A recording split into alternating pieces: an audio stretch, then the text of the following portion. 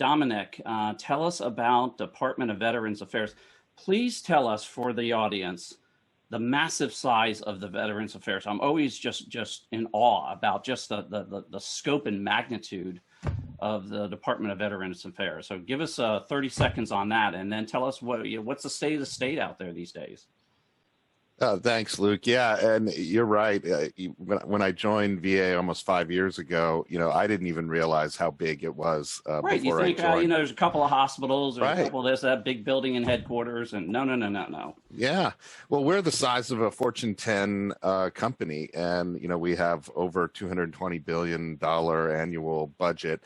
Just for IT, we have around $6 billion annual budget if you add in some of the COVID funds that we got. But we have about 400,000 government employees, and that's not even considering our contractors.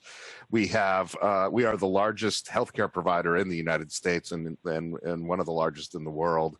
We're in every state of the union. We're all across the U.S. We're also one of the largest benefits providers and claims processing entities in the United States. We're up there with any major insurance company, processing billions of dollars worth of claims every year and paying out benefits checks to our veterans who need them to survive. So yeah, Luke, you're right. It's huge. So,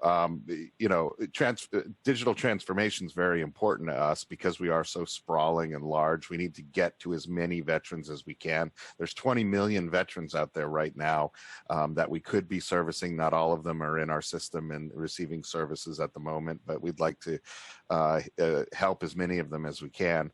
So as you can imagine, with 20 million possible constituents out there, you really got to rely on IT and a digital transformation to reach as many of those as you can and have it as a force multiplier. So we've been focusing on a digital transformation for the VA over the past couple of years. We're focusing in 5 areas: customer service to our veterans, IT modernization through updated software and infrastructure.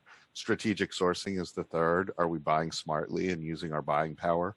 The fourth is investing in our IT workforce. Our people who support IT in the field are our most important asset. And then finally, achieving a seamless and secure interoperability. Our systems in this sprawling, huge network need to interoperate seamlessly, and we have intense security concerns in terms of our veterans' private information and private health information. So that's what we've been focused on. And we've made some strides in terms of modernization over the past couple of years. We've certainly done a lot of upgrades to our backbone and things like our bandwidth and our telecommunications, which certainly helped us during COVID. We've also increased and modernized our end user device footprint. During the course of just the last year, we've purchased almost 250,000 laptops to upgrade laptops out in the field, more than 100,000 cell phones, because we're really relying on mobile technologies to support telehealth. We've also moved into the cloud pretty significantly and built out our cloud platforms so that we have scalability and a lot more options when things like COVID or natural disasters happen. We can scale to meet the need and scale to the need of meeting telehealth for our veterans. And then not to mention, we've embarked on one of the largest electronic health record modernization programs in the history of healthcare ever. We're using a 30 to 40-year-old homegrown health record system that has worked very well for us, don't get me wrong, but it's time to modernize to a commercial solution so that we can provide cutting edge care. So yeah, big enterprise and a lot going on at VA.